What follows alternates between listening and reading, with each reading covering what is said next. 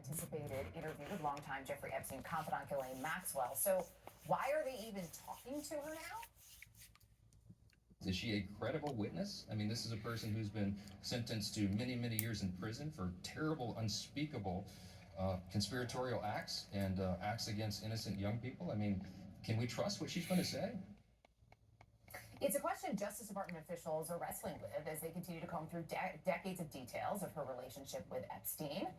This feels like a good time to lawyer up. Former federal prosecutor, CNN legal analyst Elliot Williams joining the group chat. So, Elliot, let's get some of the lawyer up questions out of the way. So, when we look at where things stand, in its sentencing memo, you have the DOJ writing, and I'm quoting them here, the defendant has lied repeatedly about her crimes, exhibited an utter failure to accept responsibility, and demonstrated repeated disrespect for the law and the court, which is quite a starting point when you're going to speak to someone. It's quite a starting point, and it's pretty standard language that you would find in a sentencing memo. Now, a few different things. Number one, she's appealed her conviction, and the Justice Department is opposing that. So the Justice Department wants this person to remain in jail, regardless of what they think she might provide. Number one. Number two, as someone with a felon or with any conviction, the law is clear that you can discredit their testimony if they were to come into court. So what you have here is the Justice Department sitting down with someone, number one, that they want in prison, and number two, who they've established that they don't trust. Now, that's common. Certainly, I, as a prosecutor, would talk with witnesses and about other evidence or information they have. But come on, something just doesn't smell right here. Well, there's also the question of, so having the deputy AG go down to speak with her for what's now going to be a second day, there is the question of, A, the folks who worked on that case and the investigation initially, right? Where are they, since they would have this fulsome knowledge of that case, but also, what are you getting at this point? I mean, what are the questions that remain unanswered that she could potentially answer? Look, if someone has information about people who committed crimes and can come forward and provide it, by all means, go down, hear about it, and talk about it. Now, number one, the case has been percolating out there for certainly well over a decade, so there's very little that I think she would have that hasn't come out before, number one. Number two, a lot of what she has, it seems like, might be embarrassing information about high-profile people, but nothing that the Justice Department could charge. Now, again, who knows? Maybe she's sitting on the list or the smoking gun or the piece of paper written in Jeffrey Epstein's beautiful script that says, these are all the people who've committed violations of federal law, and here's the evidence that we can have to establish them. It's just, it's hard to imagine that any of that comes out. That could be actually made available to the public. So if nothing comes out of this, right, and then we're back to the square where we all are sitting today, how damaging is that? How damaging is that for the president, for the administration? It shows, I think, as Elliot has indicated, that they're taking it seriously and they want to have these conversations. I don't think there's anything wrong with that. I think at the end of the day, we need to take a step back and remember the 1,000 victims that were part of this sex trafficking operation that Jeffrey Epstein ran. And I think that that's probably being a little bit lost in the story. It's an important piece that we need to remember. But yes, Eric, I agree with you that if this doesn't materialize into anything, it probably just prolongs the story. And with those 1,000 victims, remember, if Ghislaine Maxwell is going to start providing a lot of information, you probably got to strike her a deal to let her out of prison or to at least shorten her sentence. And you're going to tell those 1,000 young women that this, whatever, I won't even use the term, but that this individual is now going to be getting out of prison just because the president was mad that the internet was chattering about whether he was on a list. That just can't happen. No sane prosecutor would allow that. It's a fair question. All right, we have a lot to get to in this chat. Can I ask you one more legal question very quickly? When we saw what happened in New Jersey this week, so Alina Habba, her interim term was set to end today, right? The panel of judges said, we don't feel good about keeping you in that role. We're appointing this other woman. Pam Bondi fired her. This woman, Desiree Gray, says, I'm still taking the job. Yes.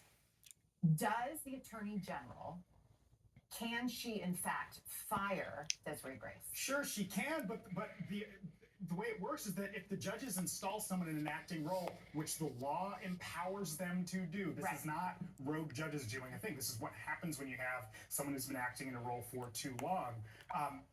The Attorney General can appoint someone from, or pardon me, when the judges install someone from outside, they don't have to be a government employee. So even if Pam Bondi fires her, this person can still serve in an acting role. Let's be clear, the president is entitled to his people no matter who they are, but you gotta follow what the courts say and what the rules are, and the law is quite explicit. An individual, as Alina Habba was, cannot stay in an acting role by law for a certain period of time. If you want her to have the role, send her to the Senate, have the Senate vote on her, and decide whether she should have the role or not. But Just needed to clear. So we just need to clear that one up. Now we got to talk South Park, people. Okay. So the latest episode of South Park is out. The president likely not very happy with it. The White House put out a statement about it. It was the season premiere episode this week. Part of it included a naked President Trump in bed with the devil, and certainly a few swipes at South Park's own parent company. Here's just a little bit of that episode. Another random commented on my Instagram that you're on the Epstein list. The Epstein list? Are we still talking about that? Well, are you on the list or not? It's weird that whenever it comes up, you just tell everyone to relax. I'm not telling everyone to relax. Relax, Dad! No, I need counseling. So the White House has called this a desperate attempt for attention. I mean, the full episode is not just about Satan and Donald Trump, right? We should point out there's a lot of commentary in it, which is sort of what South Park does. Who has had the chance to watch the full episode? I don't know if everybody, so it may just be the two of us. There's a lot in there. Number one, is there anything surprising, though, that South Park in this moment would go after both the president and Paramount? I think they're probably the only entity that could have gotten away with it, only because I don't think, no matter what anyone thinks about South Park, I don't think that they have a reputation as being a Antifa left-wing program. If anything, like there's a term in American politics, South Park Republicans, right? And it exists. So they did it. I think the show was 20 minutes of biting, spot-on social satire.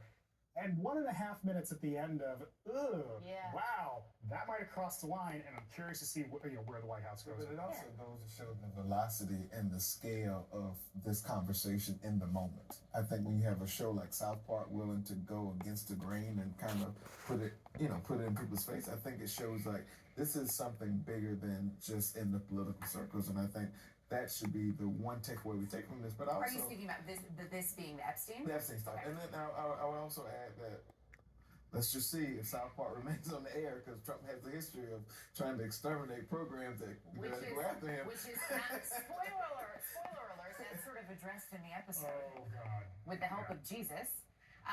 So, I mean, this also, though, right, this is coming up as a part of this merger that was finally approved after some changes were made to CBS's program. Coincidence? Sure. The new parent company has said that they will eliminate basically the diversity programs at CBS, and they'll ensure that there's unbiased journalism. So yes, they did make a lot of promises to the FCC chairman, Brendan Carr, as a result of this happening. I will say this point. I think it's great that the president's critics are now embracing satire, because for years the Babylon Bee and others were annoying liberals and Democrats, and all we heard about how they should be